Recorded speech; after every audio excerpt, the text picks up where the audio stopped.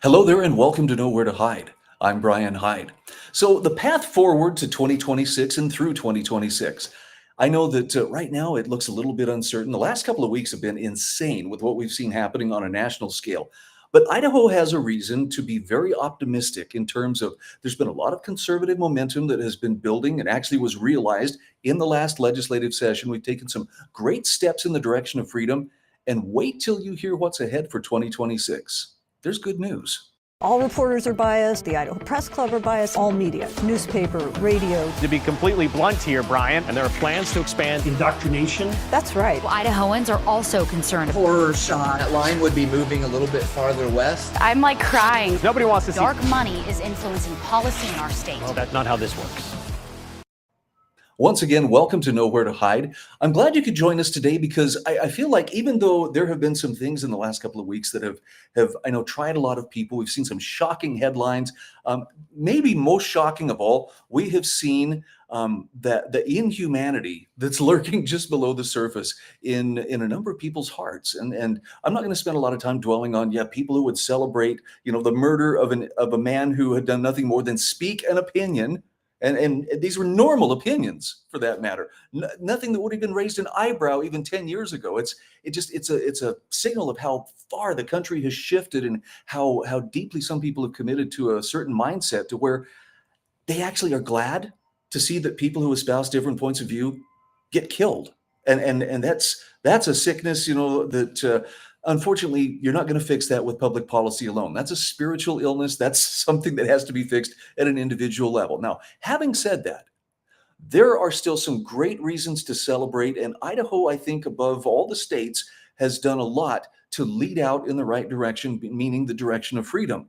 One of the main organizations behind this, I'm not saying they get all the credit, but I want you to know they work at this tirelessly. That's the Idaho Freedom Foundation. And this is not a flex, but this is the first time I actually had a chance to observe and be a part of the process by which the agenda and the priorities for the coming year are established. And it's the Freedom and Family Agenda that we are looking forward to for 2026. And so I want to share with you these tenets, and you can check this out for yourself. Go to idahofreedom.org, and I'm going to ask you, is this the agenda of people who just want to ruthlessly control and impose goodness on everybody, regardless of whether they want it? Or is this something that actually enlarges everyone's ability to think and choose and act for themselves? Within reason, of course, not infringing on the rights of the people around them. So first and foremost on the Freedom and Family Agenda, serious tax reduction. Idahoans deserve a legislature that prioritizes their hard-earned money, which is why Idaho must get serious about reducing property taxes. Now, there are a number of ways that can do this. This could include abolishing the property tax, reducing the income tax rate, and repealing the grocery tax.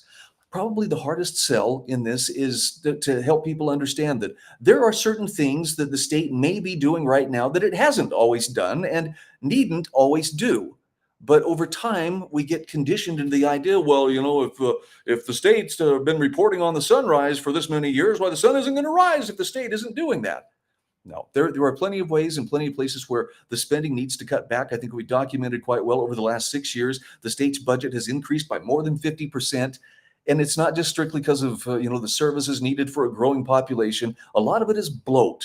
So by reducing taxes, you reduce the size and scope of government, and that in turn enlarges your ability to act for yourself. So that's the first one on the agenda. Next, cut government spending. This is huge. Idaho state spending has increased by, I stand corrected, over 60% over the past 6 years. So it's time to take a chainsaw to our spending by eliminating wasteful programs, repealing Medicaid expansion, and returning to pre-COVID spending levels. Yeah, the whole COVID debacle hurt us all in ways that are just now beginning to be clear. But the amount of spending, both at the federal and at the state level, was one of the biggest ways that we're all paying a price. And things have got to return to a little more equilibrium, do I dare say, normalcy. Number 3, restore Idaho sovereignty. This one is so important. The federal government has shown itself to be a poor steward of our lands, our money, and our people. So let's restore Idaho's sovereignty by putting Idaho in control of its own lands, ending reliance on federal dollars, implementing sound money policies, and passing the Defend the Guard Act to ensure that Idaho's National Guard defends our state. and isn't sent willy-nilly to different adventures around the world that have nothing to do with the freedom or the security of the people of Idaho or the citizens of America. And this is an important one too. I know that some people are breathing easy. Relax, Brian. Trump is in power. It's not like anything bad is going to happen. But look, the bottom line is he won't be in power forever. And when the day comes that one of his Democratic counterparts ever finds their way back into power, you better believe that the state of Idaho better be in a position where, if necessary, it can interpose itself between its citizens and a federal government that, even under Trump, doesn't show a lot of signs of slowing its desire to spend and control everything that it possibly can. Number 4, safeguard Idaho from illegal immigration. We gave our lawmakers a mandate to halt illegal immigration, and we deserve to see results. Now, unfortunately, those results haven't come in large part because of lobbying groups tied to Idaho agriculture and big money interests that, well, they like that cheap labor. Yeah, is it right? No, not really, but they've got the money to spend, and unfortunately, they're buying the influence to make sure that certain bills just don't see the light of day. Well, it was out there, but it didn't get a hearing. It just sat in the chairman's drawer. Well, it's time to safeguard our state's borders from illegal immigration by combating related costs, by prohibiting non-citizens from our public institutions, and ensuring that only citizens are voting in our elections. More and more we're starting to see that ever since, roughly about 2016, it seems like there's been a huge effort on the part of the political left, and I'm talking nationally, but especially following the 2020 election. It's like the doors were thrown open wide and as many people brought into the country as possible, most likely for the purpose of flooding the voter rolls with people who weren't citizens. Oh, but that's illegal, they said. But yet people were given voter registration. People were encouraged to have a ballot generated in their name. Did they fill it out? Oftentimes not. But that ballot still was cast and always seemed to go for, who was it again? Oh, yes, the Democrats. So Idaho needs to put its foot down where it can to protect its citizens from the costs of illegal immigration, including providing benefits for people who are not even supposed to be here in the first place, and making sure that the voices voting in our elections are those who have legitimacy to vote. And that doesn't mean just anybody who shows up and has a ballot generated in their name. Number 5, restore and defend health freedom. Now, we came a long way in this last year, and it's telling. Idaho is one of the leading states now in terms of health freedom, and Idaho should remain a beacon of health and medicinal freedom. So to restore and defend that health freedom, we have to deregulate holistic medicine, end all vaccine mandates. Now, you understand that this is not telling people you can't get a vaccine. This is saying you cannot force people against their informed consent or against their better judgment to take one, and do it for good. This can't just be a temporary thing. Also, to reform geoengineering and ensure transparency and accountability surrounding weather modification. I know that's the kind of thing you think, well, what kind of tinfoil hat conspiracy did that come from? And frankly, even a few years ago, I would have thought, yeah, that sounds a little bit out there. No, it's a reality. And frankly, it's something that's now coming to light that states, Texas being one of them, have engaged in weather modification for some time. It apparently works. Who knew? But let's make sure that we're being smart about it and that unintended consequences aren't being visited on the heads of the citizens of Idaho. Number 6, protect Idaho families and children. The next generation of our state should come first. And it's time to protect Idaho families and children through strengthening judicial accountability, through reforming child protective services, reducing government obstacles to homeownership, and protecting the sanctity of life in the gem state. Yeah, there are unfortunately times when the state has to intervene on behalf of a child. There are also times where well-intended employees of the state or various state agencies may insert themselves into a family's life where they're not really needed. And the problem is, once they have declared it their arena, it's pretty tough to get them back out of that arena. They have assumed control, and it's something they're very reluctant to let go. This is a place where we have to tread very carefully because those children are primary to their parents. It's their primary responsibility first, not the state's.